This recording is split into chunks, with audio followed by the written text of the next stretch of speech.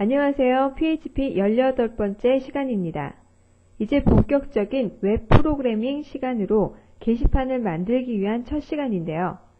이 시간에는 데이터베이스 설계에서 게시판 설정, 스타일 설정 등 설정 파일 내용을 만들어 보도록 하겠습니다.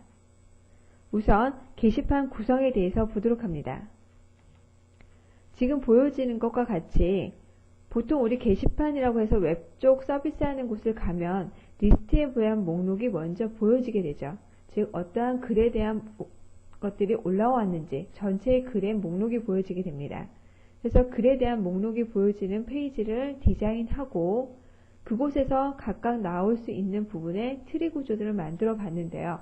우선적으로 count_ref라는 파일입니다. 이 파일은 리스트에서 게시판의 리스트에서 우리가 글에 대한 제목을 클릭하면 글의 내용이 보이죠. 글의 내용을 본다는 것은 하나의 사용자가 들어와서 봤다는 카운트를 하나 올리는 게 됩니다. 그래서 목록을 보는 순간 글의 조회수를 올려지는 페이지가 실행되어지고 그런 다음에 실질적인 내용이 보여지는 read.php라는 파일이 보여지게 됩니다. 이때 read.php라는 파일은 글에 대한 내용을 보여주고 끝나는 것이 아니라 그 안에서 본 사용자가 실질적으로 글을 등록한 사람이라면 수정이나 삭제를 할 수 있게 해주고 글을 본 사용자가 아닐 경우에는 답변에 관련된 것을 할 수 있게끔 해주는 부분입니다. 그것으로 연결되어진다는 얘기죠. 그래서 수정 부분을 갔을 때 edif.php라는 파일로 가게 되는데요. 이때 그 파일은 글을 수정할 수 있게끔 되어집니다. 즉 기본적인 데이터를 가지고 있었던 형식과 거의 똑같은 폼으로 보여지겠죠.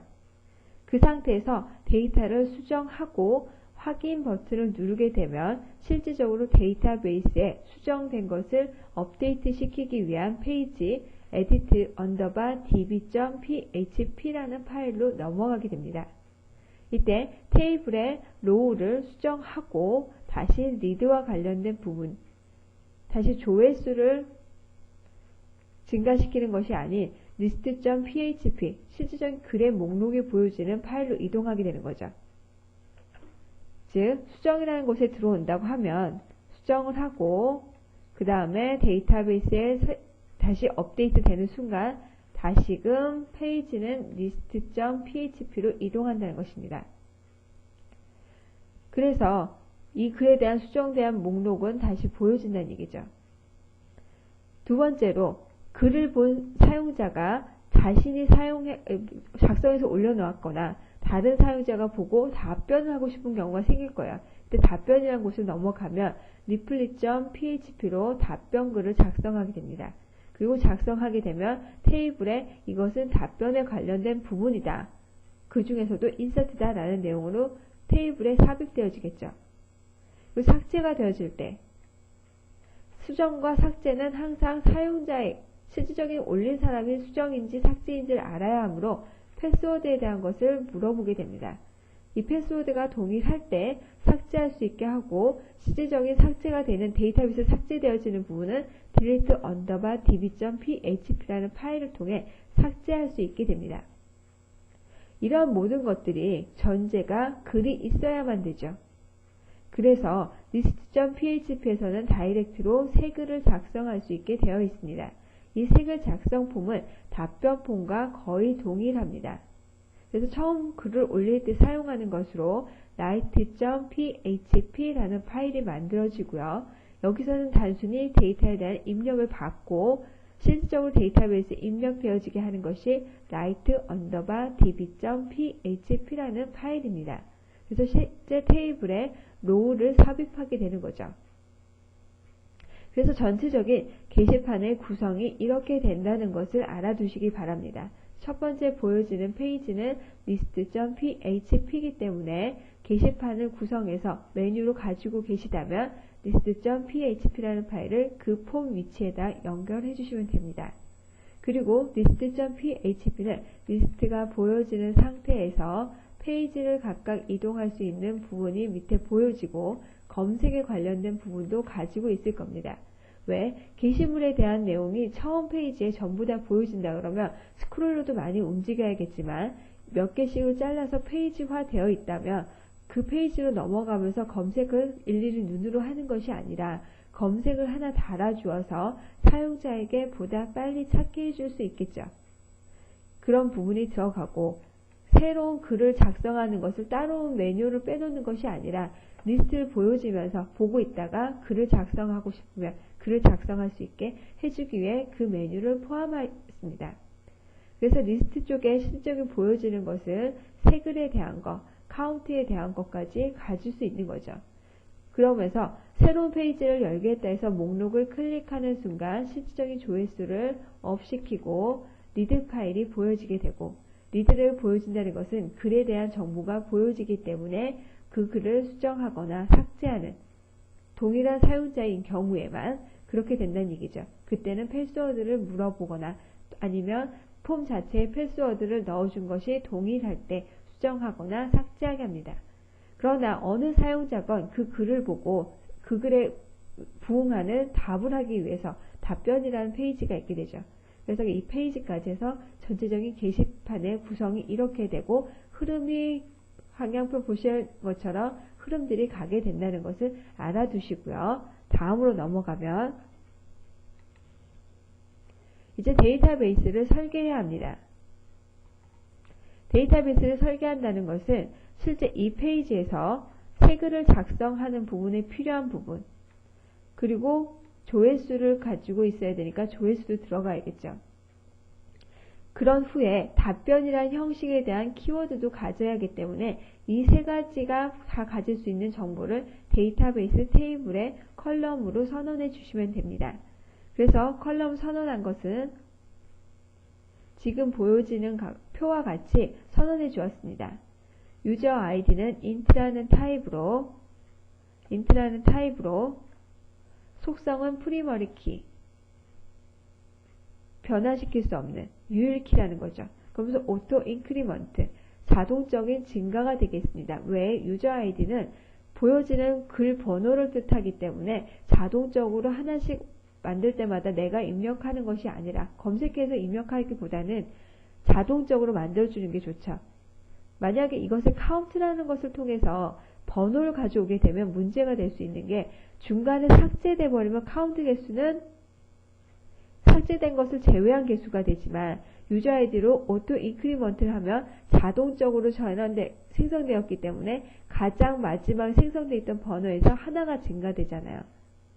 그러면 여기서는 중복될 수 있는 부분이 없지만 카운트를 통해서 유저 아이디를 생성해 주게 되면 삭제된 부분에 대한 번호를 읽어올 수가 없기 때문에 중복 데이터가 생기면 심각한 오류가 발생할 수 있죠. 그런 것을 막기 위해 그리고 어느 테이블에서건 이 테이블을 참조하더라도 유저 아이디는 유일키라는 것을 갖게 하기 위해 프리머리 키 오토 인크리먼트라는 속성을 주게 된 겁니다. 그래서 이 유저 아이디는 글의 아이디 값을 뜻합니다. 두 번째 필드 gid는 int라는 타입으로 주고 디폴트를 0으로 주었어요. 이 유저 아이디는 답변을 위한 필드입니다. 즉 사용자 아이디, 글의 아이디에서 각각 그 관련된 부분의 아이디 값에 그룹이 매겨진다 그러면 그룹 아이디는 같은 그룹의 밑으로 떨어지기 때문에 같이 묶여져야 되잖아요.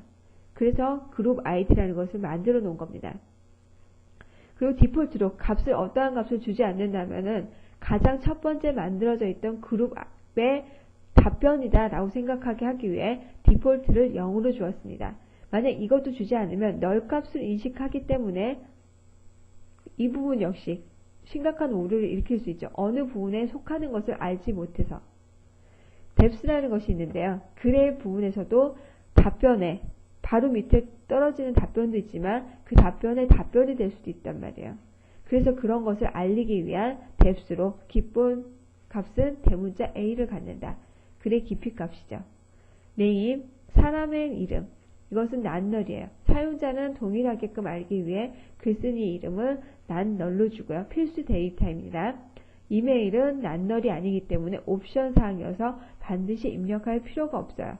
박캐릭터라는 형태로 주어서 캐릭터보다 1바이트라는 것을 딱 알게 하기 위한 시스템마다 16비트 전송하는 그 PC와 32비트를 전송하는 PC랑 각각 데이터를 전송하는 비트 수가 차이가 나죠. 그것과 똑같이 데이터 타입이라는 것도 크기가 달라집니다. 그러나 박캐릭터는 유닉스 코드로 무조건 8비트를 하나로 갖게 되는, 그것을 하나의 크기로 갖게 하겠다 할 때 박캐릭터라는 타입을 사용하게 됩니다. 그래서 이메일을, 패스워드를, 서브젝트, 아트리뷰트, 이건 실제 내용이에요. 그리고 라이트 데이, 어느 날짜에 써졌는지, 그리고 펌이라고, 넘버라고 되어 있는 글의 넘버이죠. 조회수, 몇 번을 갖다가 클릭했느냐라는 부분으로 데이터베이스를 설계하였습니다. 이렇게 설계되어 있는 데이터베이스를 참고해서 테이블을 만들어 보도록 하죠.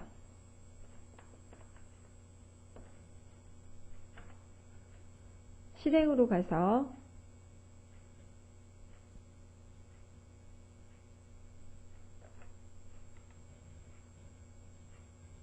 커맨드 창을 여시고요. 이곳으로 이동하기 위해 패스를 복사해 가져오도록 하겠습니다.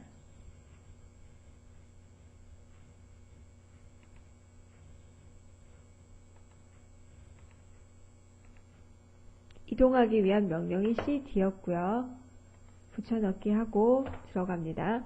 경로 이동하였고요. 실질적인 데이터베이스에 들어가기 위해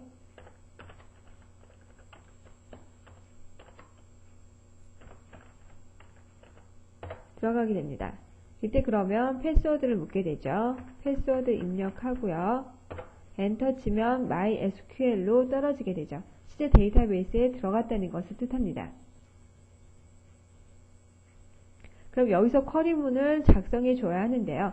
제가 이미 작성해 놨던 것이 있기 때문에 그것을 카피해서 넣어 주도록 하겠습니다.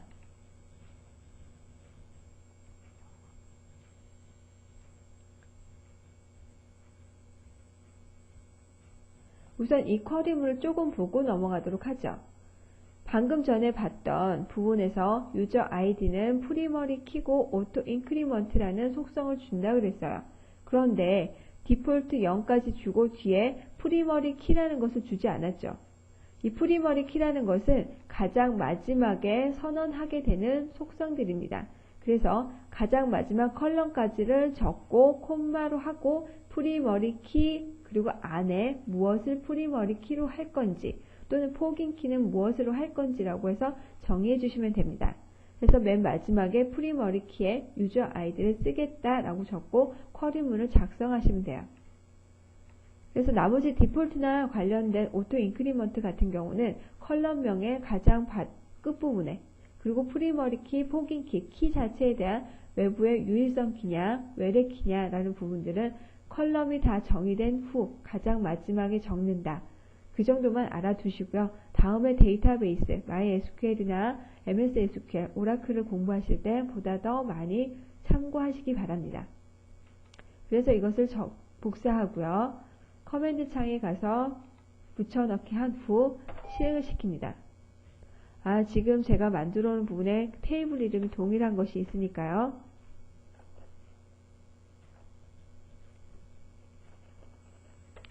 크리에이트 부분에 페이지에 가서 이것을 수정을 하고 작성해 보도록 하죠.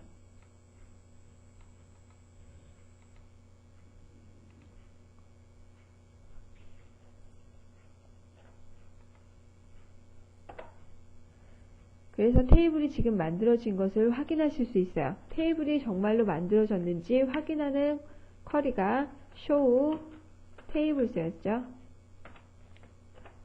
확인해 보면 T1 보드라는 것이 만들어진 것을 확인하실 수 있습니다. 그런데 지금 제가 만들어 놓은 이 보드를 사용하지 않고요. T 언더바 보드라는 것을 통해 프로그래밍을 하겠습니다. 이유는 T 언더바 보드로 지금 소스들이 다 만들어져 있는 상태이기 때문에요. T1 보드를 하면 수업 시간에 계속 바꿔야 되잖아요. 그래서 T 언더바 보드를 통해 사용하겠습니다.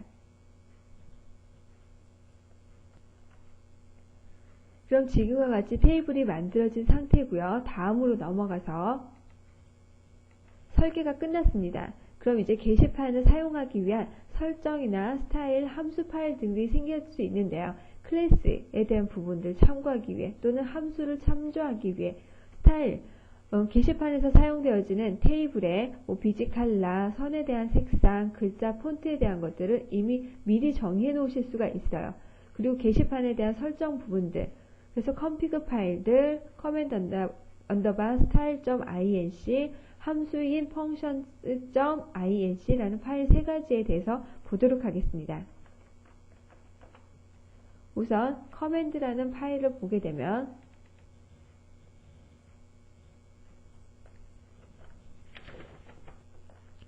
지금 연결 파일이 안 돼 있어서 뜨거든요. 그럴 때는 노트패드로 선택하시고요. 이것을 해제하고 보시기 바랍니다. 바이너리 파일이기 때문에 그냥 노트패드로 열어도 정상적으로 보여지게 됩니다.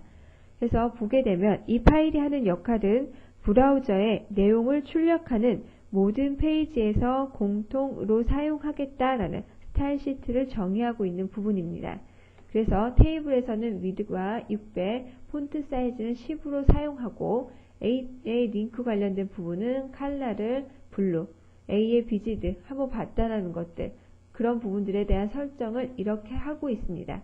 그래서 모든 페이지에 command underbar style.inc를 include 연결해 놓게 되면 다 적용해서 쓰실 수가 있습니다. 두 번째 파일 config.cfg라는 파일을 보게 되면 오른쪽 마우스에서 연결 프로그램 올리셔도 되죠.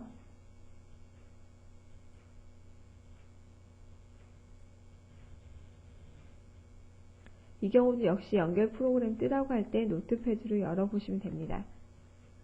그래서 보게 되면 이 페이지가 하는 역할은 게시판의 속성을 설정하는 설정 변수들을 모아놓은 부분입니다.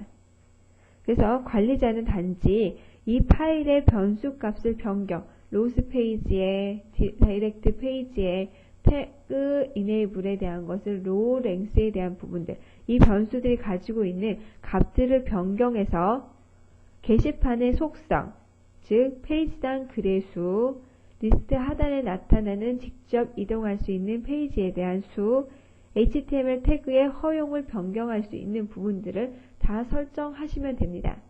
그러나 기본적으로 거의 대부분 10 또는 다이렉트 페이지도 10 해가지고 보여지는 것들이 있으니까요. 만약에 페이지를 한 번에 보여지는 게시물을 20으로 하겠다. 그럼 그 부분들을 다 세팅을 바꿔주시면 됩니다. 세 번째 파일. 이 세 번째 파일은 function.inc 파일입니다. 역시 열어서 보게 되면 연결해가지고 보라는 부분의 메시지가 뜨고요. 노트패드를 통해서 열어보면 이 부분은 각 프로그램에서 사용되는 함수들을 모아놓은 파일입니다. 그래서 is underbar url underbar value 이 부분들은 사용자가 만들어준 정의한 함수란 얘기죠. 이 함수들을 통해서 사용하실 수 있는데 첫 번째, 이 부분은 파라미터로 들어오는 URL을 올바른 형식을 갖추고 있는지 여부를 검사합니다. 그래서 홈페이지에 대한 것 또는 이메일에 관련된 부분에 URL들이 들어오잖아요. 그 URL을 정상적인 형태로 사용하지 않고 적어주는 분들이 너무 많거든요. 그런 오류, 실제 메일을 리턴해달라고 했는데 메일 리턴이 안 되는 때 정상적인 메일 주소가 안 돼 있다면 안 되잖아요. 그런 부분들을 미리 사전에 체킹해서 들어갈 수 있게끔 체크하겠다는 부분이죠. 그래서 정규 표현식을 사용해 변수 중간의 값을 점이 들어가 있는지를 검사해서 리턴해주는 부분입니다. 들어가 있다면 true로 정상적인 URL이 적혀 있다. 그렇지 않을 때는 false, 이거는 정상적인 URL이 아니다 라고 넘겨주게 되는 거죠. 두 번째, 여기 역시 이메일에 관련된 부분이니까 골뱅이가 들어가야 한다. 그리고 뒤에 .com이건 .net이건 형태를 가져야 한다라는 거죠. 만약 중간에 점이 들어왔을 수도 있죠. 왜? 뭐뭐점, 뭐뭐뭐점, 뭐뭐 해가지고 있는 co.kr 같은 두 가지 점 형태를 가질 수 있기 때문에요. 그래서 중간에 점이 올 수도 있다라고 해서 보여주고 있습니다. 이건 역시 이메일 형태가 동일하게 가지고 있다면 true를, 그렇지 않을 때는 false 값을 리턴합니다. 세 번째 에러 함수. 파라미터인 에러 문장을 자바스크립트를 이용해서, 랭귀지는 자바스크립트로 정의되어 있죠.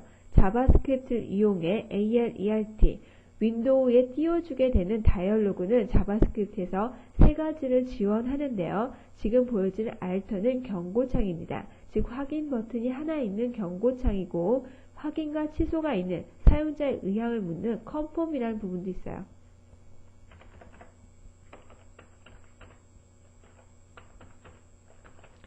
RLM을 통해서도 역시 문자열에 대한 데이터만 들어가면 됩니다. 그리고 다른 부분이 있는데, 프롬프트라는 것이 있는데, 이 다이얼로그 함수는 입력 박스, 텍스트 박스가 하나 있고, 확인과 취소, 사용자 인터페이스에서 사용자 입력 값을 통해 실질적으로 어떠한 처리를 하려 할 때 사용되어지는 윈도우용 함수입니다. 그래서 세 가지를 갖다 쓰시는데, 그 중에서 지금 여기 사용하고 있는 것은 ALERT라는 알터로 경고창을 띄워주게 되는 겁니다. 그런 후 히스토리 백, 즉 한 페이지 뒤로 이동한다는 거죠. 그렇게 자바스크립트를 사용하고 있는 함수입니다. 두 번째, 포워드. 이 부분은 웹브라우저에서 포워드라는 것을 이동시킨다라는 단추와 동일한 것입니다. 그래서 리더, 로케이션이라는 곳에 URL로 읽어서 이동해라. 그래서 실질적인 함수는 헤더 함수를 사용해 파라미터로 넘어온 URL로 이동하게 하는 함수입니다. 마지막 테스트 언더바 URL은 파라미터들을 결합하여 링크 URL을 만들어줍니다. 이거 디폴트 값이었죠. 디폴트 파라미터. 어떠한 값도 형태 들어오지 않으면 널로 세팅하는 부분입니다. 그래서 모든 페이지의 링크 URL은 이 함수를 사용하여 만들어집니다. 링크와 페이지 UID까지 섞어서 들어오는 값에 대해서 링크 값으로 연결되어진다. 기본적으로 페이지에 대한 부분으로 페이지 파라미터를 연결하고 그 뒤에 유저 아이디나 카인드 키와 같은 값들의 형태가 들어오게 된다는 것을 아실 수가 있죠. 이러한 페이지들, 게시판의 설정, 스타일, 함수 파일들을 링크하여서, 링크라는 개념은 include였죠. include 안에 파일 이름을 적어서 각각 컴파일을 먼저 한 후 참조하고 있는 상태에 페이지에 관련된 정보들 또는 함수에 관련된 정보들을 사용하는 곳이 생기면 그 파일에서 기억했던 내용을 참고해서 처리하게 되어지는 겁니다. 지금과 같이 사용자들이 원하는 형태의 데이터들을 INC나 CFG라는 형태로 라이브러리 형태를 만들거나 참조 파일, 참조 함수, 참조 변수의 형태로 만들어서 사용하시면 보다 프로그래밍 개발을 함에 있어서 시간적인 부분도 많이 절약되어지겠죠. 그 이유는 나 혼자 사용하는 것이 아니라 집단으로 프로젝트를 하고 있는 경우라면 다른 사용자들과 공유해서 쓸 수 있기 때문에 보다 빠르게, 그리고 하나가 안정적이라면 그 펑션을 사용하는 것이 더 나으니까요. 그래서 프로젝트의 시간과 퍼포먼스를 향상시킬 수 있는 부분이 됩니다. 이때 이런 INC나 클래스 관련된 파일들에서 중요한 부분은 역시 주석이라는 부분이겠죠. 그래서 주석을 통해서 어느 사용자가 사용하건 간에 빠르게 해석하고 사용할 수 있게 주석에 대한 것도 잘 달아주시는 것이 중요합니다. 그래서 이번 시간에는 게시판을 만들기 위한 기초 작업으로 게시판의 구성 흐름도를 그려보았고요. 게시판에 사용되게 되는 흐름도에서 보고 게시판에 사용되어지게 될 데이터베이스 테이블을 만들어 보았고요. 실질적인 참조하기 위한 함수와 변수, 기타 등등 스타일에 대한 것들을 정의한 페이지를 만들어 보았습니다. 수고하셨습니다.